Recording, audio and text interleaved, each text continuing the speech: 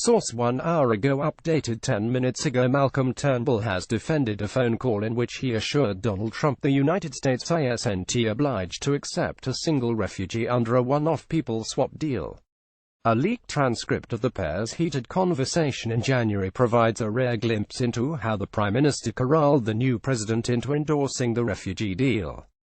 The agreement, hatched with the Obama administration, involved the U.S. accepting up to 1,250 refugees held on Manus Island and Nauru, in return for Australia taking asylum seekers from Central America.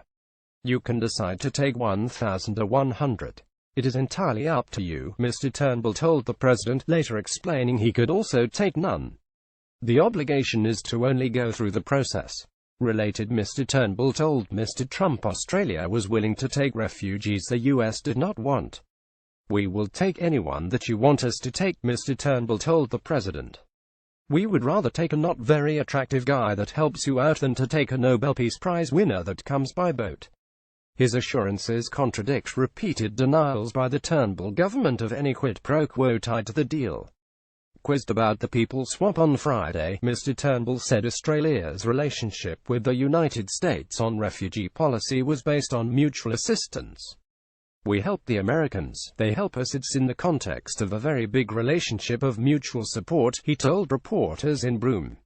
The Prime Minister also sought to downplay his admissions about discretion the U.S. has over refugee numbers. "It has always been subject to American vetting procedures, because that's always been part of the arrangement." Human rights groups and opposition parties are furious about the transcript, which they say exposes massive holes in the U.S. refugee deal. Daniel Webb, for the Human Rights Law Center, said the refugee deal has shown no results. Turnbull was clearly more concerned with appearances than reality, totally preoccupied with maintaining the facade of the deal irrespective of whether or not anyone will actually find safety under it, he said on Friday. Greens Senator Nick Mokim said the transcript proved the Turnbull government trades refugees like cattle in a marketplace. The president praised Mr. Turnbull for being worse than I'm on rejecting refugees, but bemoaned the agreement. Mr. Trump described the agreement as a horrible deal, a disgusting deal which would make him look like a dope and a weak and ineffective leader. The U.S. leader feared the refugees would turn into terrorists. During the phone call, revealed in full by The Washington Post, Mr. Turnbull detailed Australia's hardline policy on turning away asylum seekers on boats and detaining them on Nauru and Manus Island.